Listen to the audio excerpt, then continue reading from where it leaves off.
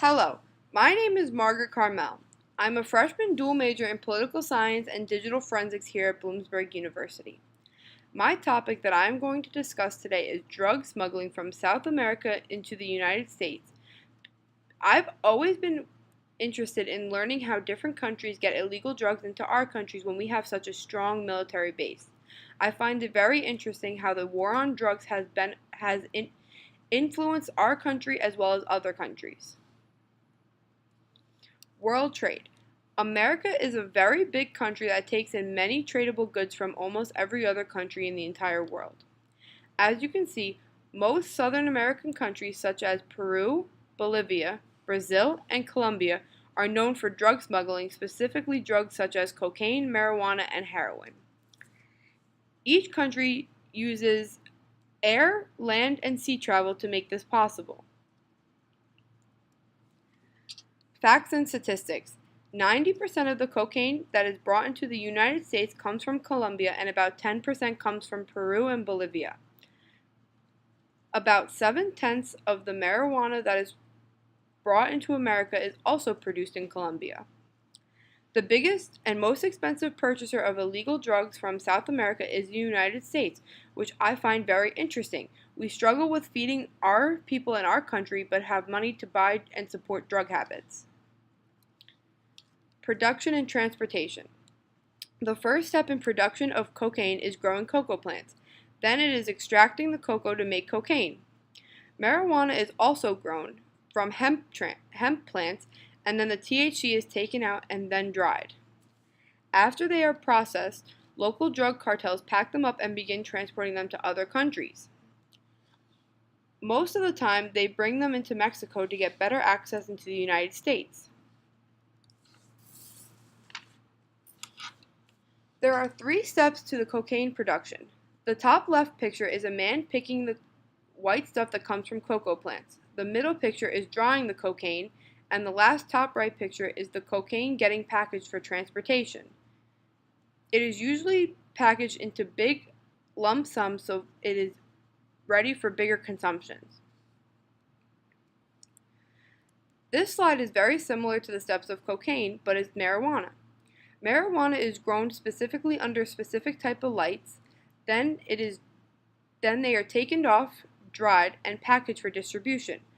Marijuana is also created in bricks or bigger lump sums for also bigger consumption and bigger buyers. The name Pablo Escobar may ring a bell. He was an extremely famous Colombian drug lord in the 1980s.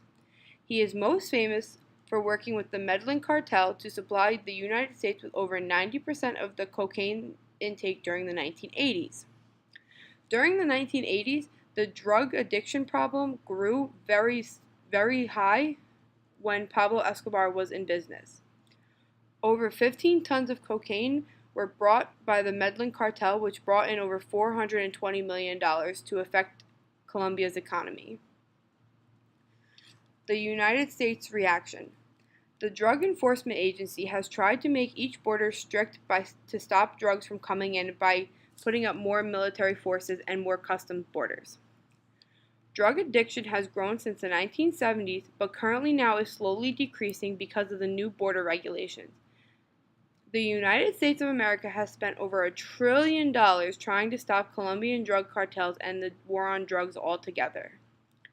When NAFTA, the North Atlantic Free Trade Agreement, was signed by Bill Clinton, it made it harder to regulate borders between Mexico and Canada because we had the agreement to trade with them.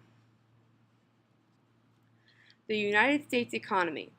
For the United States, the drug world brings in over $300 billion to increase the economy. The United States has become the leader of cocaine consumption, bringing in over 363,762 pounds of cocaine, costing more than $88 million. This affects the economy in such a huge way. In 2015, about 4,000 pounds of cocaine was seized at the United States-Mexico border. Colombia's economy. For Colombia, the drug industry brings in over $10 billion in revenue, which is about 1/4 of the country's exports. Production, distribution, farming, and the sale of illegal drugs has become one of the most profitable careers in the entire world for every country. Since the war on drugs has been going on since the 1980s, it has helped increase Colombia's military spending to stop drug smuggling. Colombia has one of the highest military spendings in all of South America, coming second behind Brazil. And for conclusion, the war on drugs has been going on since the late 1970s, early 1980s, and has increased and continued till now. Many countries have been influenced by the war on drugs because it created more violence, more human rights violations, and created more crime. The United States is just as responsible as South America for the war on drugs, based on being the highest consumers and South America being the highest producers. Thank you for watching my video. The end. Have a great one.